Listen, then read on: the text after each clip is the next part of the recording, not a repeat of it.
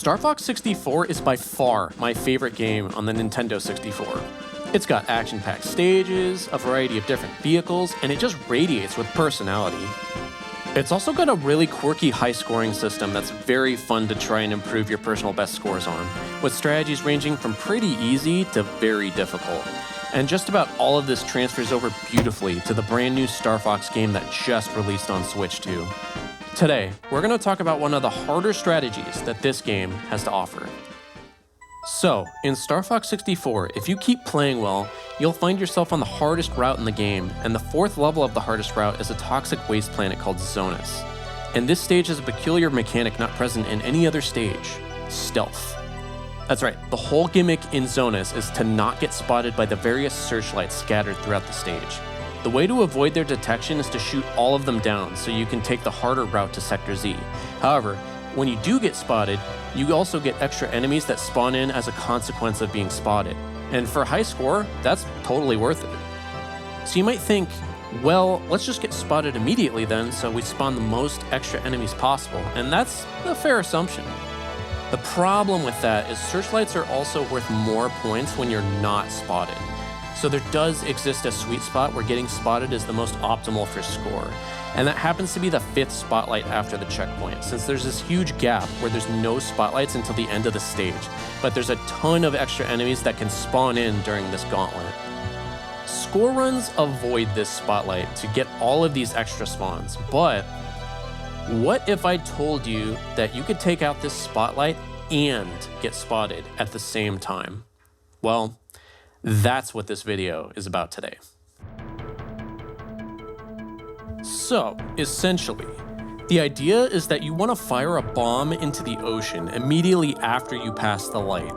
The hitbox of your bomb is huge, and it drifts backward behind your ship, which is what allows this very delayed shot on the searchlight. So that actually sounds pretty easy on paper, right? What's so hard about that? Well, in the original version of Starfox 64, this shot was actually a mandatory frame-perfect input. But Zallard, you may ask, you just said the bomb hitbox is huge. How could it be frame-perfect if you got so much space to land this bomb and take out the light? Well, I'm glad you asked, rhetorical viewer, because the difficult part of this trick is that you want to hit the searchlight specifically on the exact same frame that the game unloads the searchlight from memory. And if we zoom way out, you can actually see precisely where the stage ends behind your ship.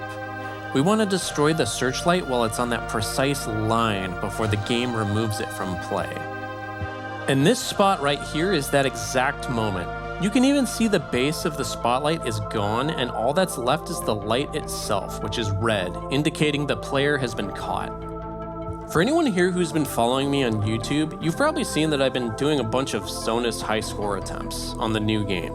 And with some testing, I came to the exciting realization that the very same trick from the N64 version is still possible in the new game.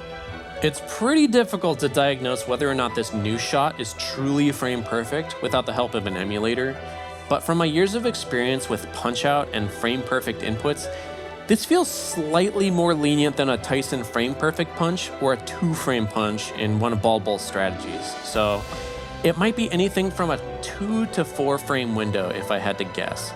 Still definitely very tight for sure, it's definitely doable.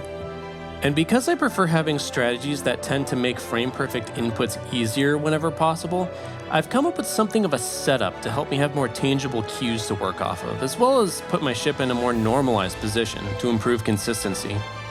And real quick, I'm not going to claim this is like the best possible strategy or anything like that, but this has been working for me with some regularity, so I figure it's still worth sharing until potentially better setups are found. That being said, here's what I do for this shot. Once I take out the 2 shrimp enemies on the left, I veer to the top right corner of the screen and hold my Switch Online N64 stick to the very bottom right angle.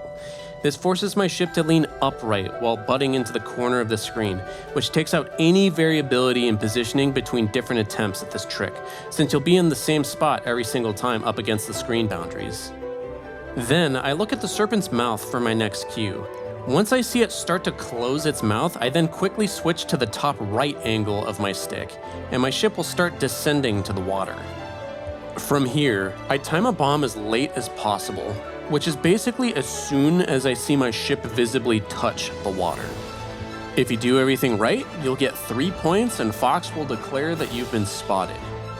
If you're too early, then Fox will not mention being spotted, and if you're too late, then Fox will say that we're spotted, but your score will remain the same without the 3 extra points.